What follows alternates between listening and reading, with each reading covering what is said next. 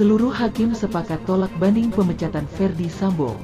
Namun sebelum kita lanjut, mohon luangkan jari Anda untuk menekan tombol like, komen, dan subscribe, agar kami makin bersemangat menyajikan berita-berita menarik setiap harinya. Sidang Komisi Kode Etik Polri, KKEP, resmi menolak banding putusan pemberhentian tidak dengan hormat (PTDH) atau pemecatan terhadap mantan Kadif Propam Polri Irjen Ferdy Sambo terkait kasus dugaan pembunuhan berencana Brigadir J. Saat dikonfirmasi, Kadif Humas Polri Irjen Dedi Prasetyo mengatakan, banding Ferdy Sambo tersebut ditolak berdasarkan keputusan seluruh jajaran Majelis Hakim. Sidang banding hari ini telah dilaksanakan dengan waktu kurang lebih sekitar 3 jam. Kemudian kami secara visual sudah disampaikan Pak Irwasum sebagai Ketua Sidang Komisi Banding bersama 4 anggota. Keputusannya kolektif kolegial, seluruh hakim tadi sepakat menolak memori banding yang diajukan Irjen FS. Tutur Kadif Humas Polri Irjen Dedi Prasetyo di Mabes Polri, Jakarta Selatan, Senin, tanggal 19 September tahun 2022. Menurut Dedi, hasil putusan banding menunjukkan bahwa Majelis Hakim tetap meyakini hal yang dilakukan suami dari Putri Chandrawati adalah perbuatan tercela dan tentu menguatkan sanksi PTDH alias pemecatan mantan Kadif Propam Polri itu. Sesuai dengan pasal 81 ayat 2, maka proses administrasi terkait keputusan yang dijatuhkan oleh sidang komisi banding ini akan diproses dan dipahami oleh SDM Polri. Nanti keputusannya telah disahkan baru keputusannya diserahkan kepada yang bersangkutan, jelas dia. Dedi menegaskan, putusan PTDH Ferdy Sambo merupakan bagian dari komitmen Kapolri Jenderal Listio Sigit Prabowo dalam penanganan kasus kematian Brigadir J, baik ranah pidana hingga sanksi pelanggaran etik anggota Polri. Dan keputusan sidang banding ini bersifat final dan mengikat, sudah tidak ada lagi upaya hukum lagi kepada yang bersangkutan, ungkapnya.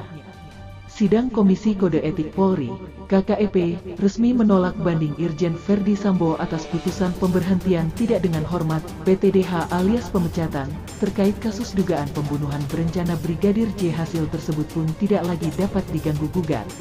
Keputusan sidang banding ini bersifat final dan mengikat, sudah tidak ada lagi upaya hukum lagi kepada yang bersangkutan, tutur Kadif Humas Polri Irjen Dedi Prasetyo di Mabes Polri, Jakarta Selatan, Senin, tanggal 19 September tahun 2022.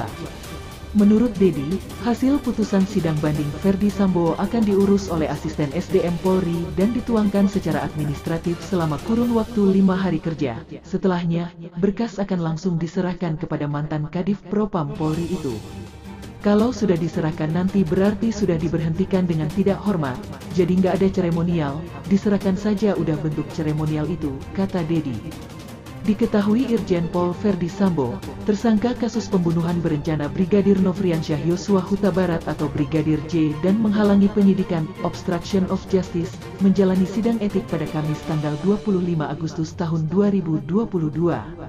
Keputusan sidang KKEP dibacakan Jumat, tanggal 26 Agustus, pimpinan Komisi Sidang KKEP memutuskan memberhentikan tidak dengan hormat PTDH Irjen Pol Ferdy Sambo karena terbukti secara sah dan meyakinkan melanggar pasal 13 ayat 1 Peraturan Pemerintah Nomor 1 Tahun 2003 tentang pemberhentian anggota Polri junto pasal 5 ayat 1 huruf B, junto pasal 8 huruf B, junto pasal 8 huruf C angka 1, junto pasal 10 ayat 1 huruf F, junto pasal 11 ayat 1 huruf A, junto pasal 11 ayat 1 huruf B, junto pasal 13 huruf M Peraturan Polri Nomor 7 Tahun 2022 tentang Kode Etik Profesi dan Komisi Etik Polri.